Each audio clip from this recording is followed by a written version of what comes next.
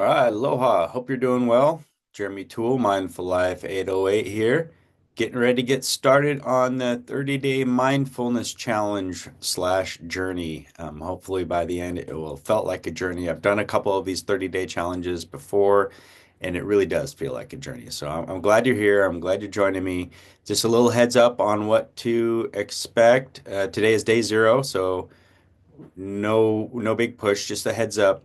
We're going to be developing our mindfulness skills, our attention skills over the next 30 days. So basically, we're going to be strengthening our ability to concentrate on what we deem as relevant, right? So concentration, uh, sensory clarity, get some clarity on our sensory experience. And by our sensory experience, I mean what we see, what we hear, and what we feel. And then equanimity is kind of the third leg of this bar stool that we're going to be working with. Equanimity is the ability to allow sensory experience to come and go without push or pull. So those are kind of the three skills we're going to be working on: concentration, sensory clarity, and equanimity. And they're going to be developed through these different meditation techniques that we're going to be doing over the next 30 days. There'll be four techniques. We're going to start off with see, hear, feel, which is kind of the flagship technique from unified mindfulness. So that works with our sensory experiences of acknowledging, noticing what sensory experience we're in at any given moment, whether we're seeing something, we're hearing something, or we're feeling something. And the meditation will be based around that.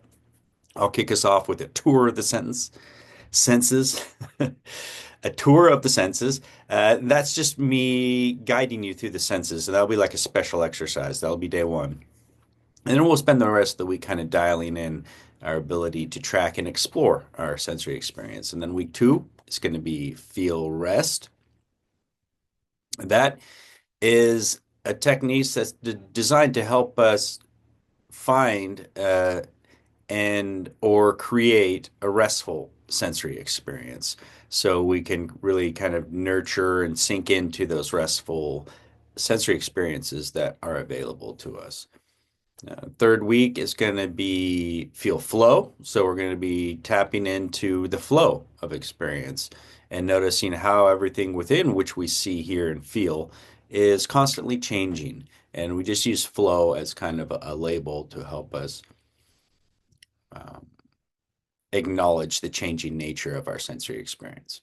And then the fourth week will be feel good. It's one of my favorite techniques. It's a nurture positive technique. You may be familiar with different metta practices or gratitude practices. This is the same kind of realm as that, where we're going to be nurturing positivity and developing a stronger connection to it so that it'll be more readily available for us.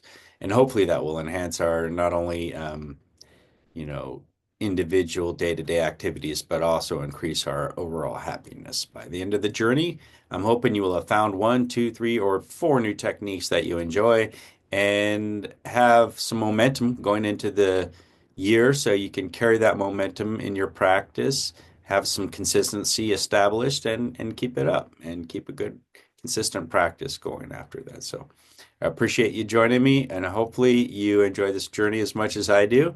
And we'll see you on day one. Get ready. I will take it easy. Day one, I know for some people it is New Year's Day, so we'll keep that in consideration and do a mindfulness special exercise, which is that tour of the senses that I previously mentioned. So it's not as much as a meditation as it is just an explanation of the sensory experience, and I'll walk you through each one and give you an idea of um, the kind of scope of each sensory category. So with that in mind, I look forward to seeing you on day one. Mahalo for joining me, and aloha. See you then.